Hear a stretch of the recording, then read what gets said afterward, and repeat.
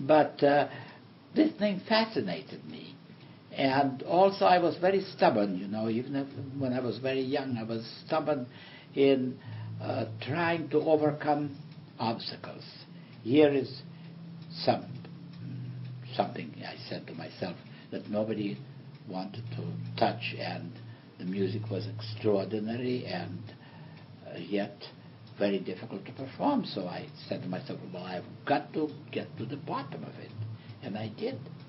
I performed all those works, and I was instrumental also in publishing this particular work of Ives, and also recording works of Ives and Varese and others for the first time, because no recording company wanted to take it. And of course the irony of it is that Three Places in New England has become an American classic, and that orchestras are only too eager to perform it. And what they perform is in an arrangement that I supervised for publication. That was the last score that Ives wrote in his own handwriting at my request,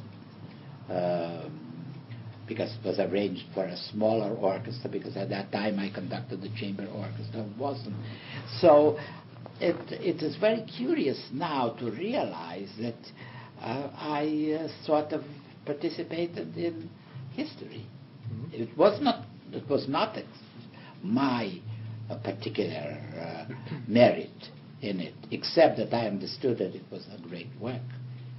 And it was the same with some works of Varese, which also were regarded as an abomination, particularly ionization for percussion only.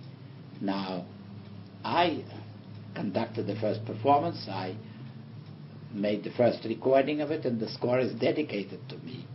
And at that time, perhaps I didn't even realize what an honor it was for me to be in this company. Mm-hmm.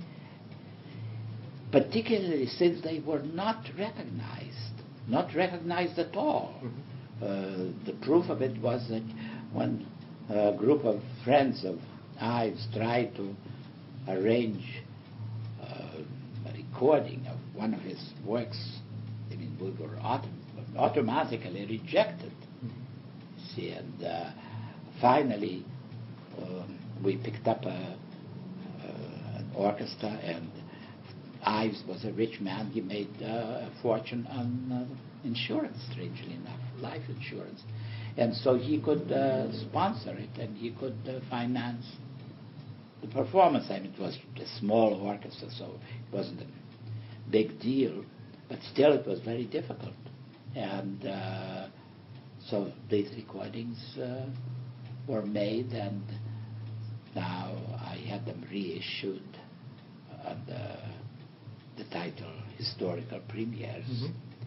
And so, as I say, in this respect, I was touched by history. Mm-hmm. And yet, despite the excellent reviews that I had in Germany and in France, where I conducted the greatest orchestras, I was unable to make a career as a conductor. Of course, I can say that it's because I conducted music that nobody wanted to hear at that time, mm-hmm. Including performances at the Hollywood Bowl in 1933. You can just imagine, it's 46 years ago, mm-hmm. 1933, and I was just at the wrong time. Now, of course,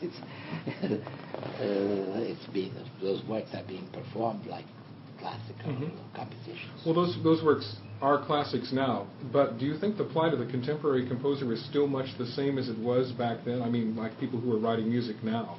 Do you think you still have the same problem? You see, now I'm in a very curious position, because, you see, I don't see any Iveses or Vareses around. You see, that's my trouble, or Cowles, or Riegers, or Chavezes, or any of that extraordinary constellation. And of course, you could say, well, maybe now that